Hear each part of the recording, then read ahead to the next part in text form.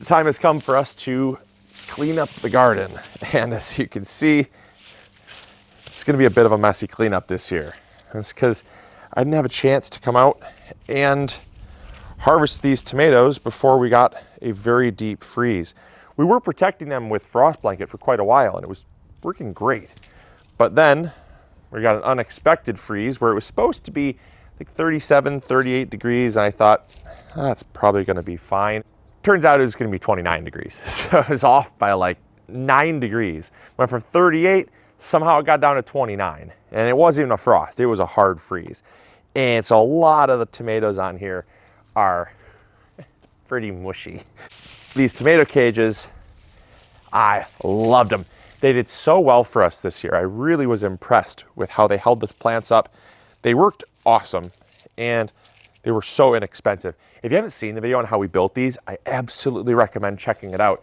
It is such a great way of building tomato cages. The reason why I brought you guys out here to see me clean up the garden was because after we're done cleaning up the garden, we're left with all this plant material. Because this question comes up so often that I had to cover it because I think there's oftentimes a lot of fear around using plant material again in the garden, because a lot of times when we have plant material like these tomatoes or these peppers, might be pumpkin plants with powdery mildew on them, or it might be cucumber plants with powdery mildew on them.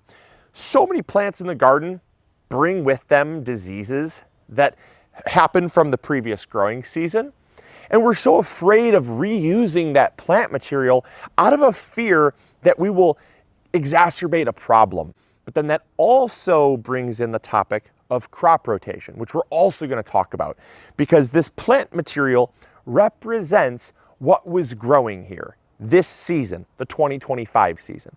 And looking forward into 2026, are we going to plant something different here? What do we do with this space? How do we get it ready to plant next year? So when it comes to plants like these squash plants here, you'll notice they are deader than dead. And that's because they had powdery mildew, and then the frost came in, completely flattened them.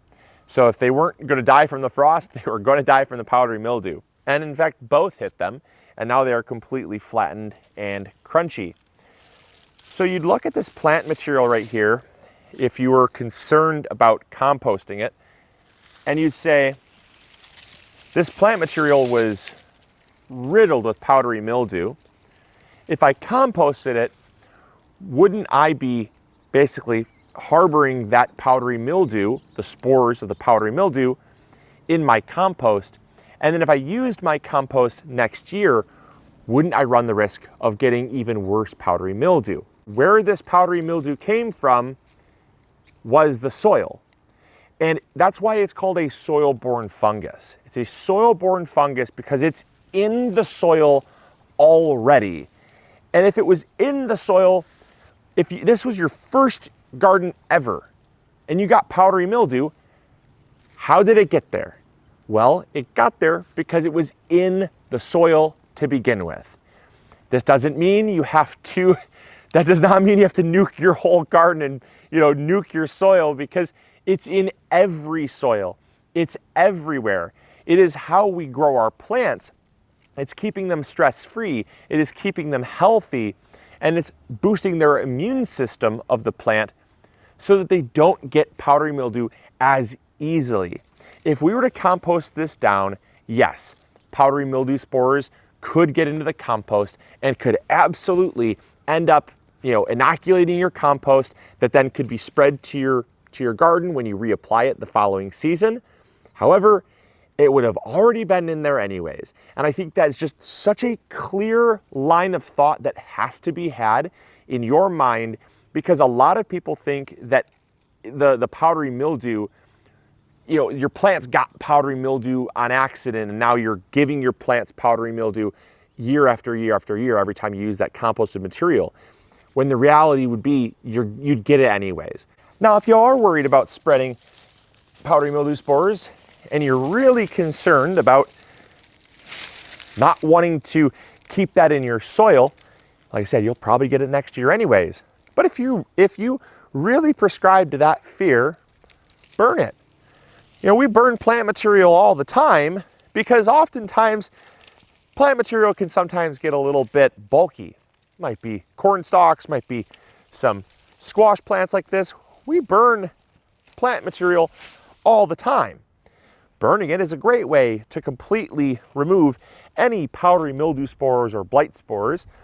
And it's also a great way to generate ash. Ash can be repurposed in the garden.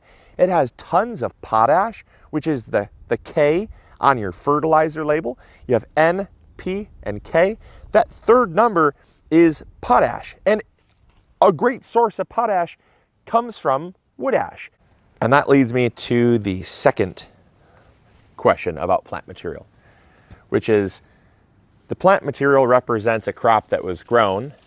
And when you're planting your garden for next year, this plant material comes into play, especially if you prescribe to the idea of crop rotation. Now, I have been a long-term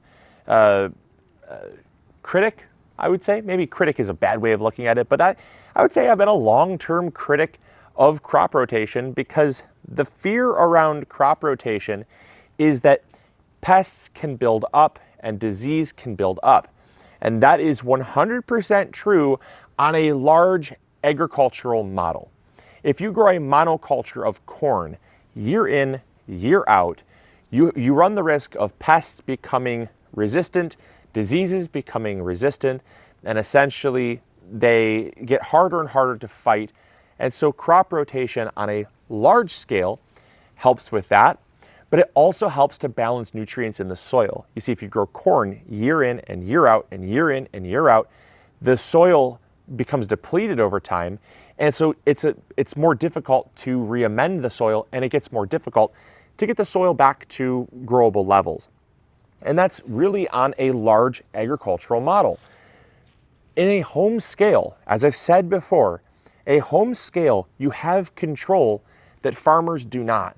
You can take a load of compost, throw down an inch or two of compost. I don't care how big your garden is. I mean, this garden here is 2,000, or it's about 2,500 square feet.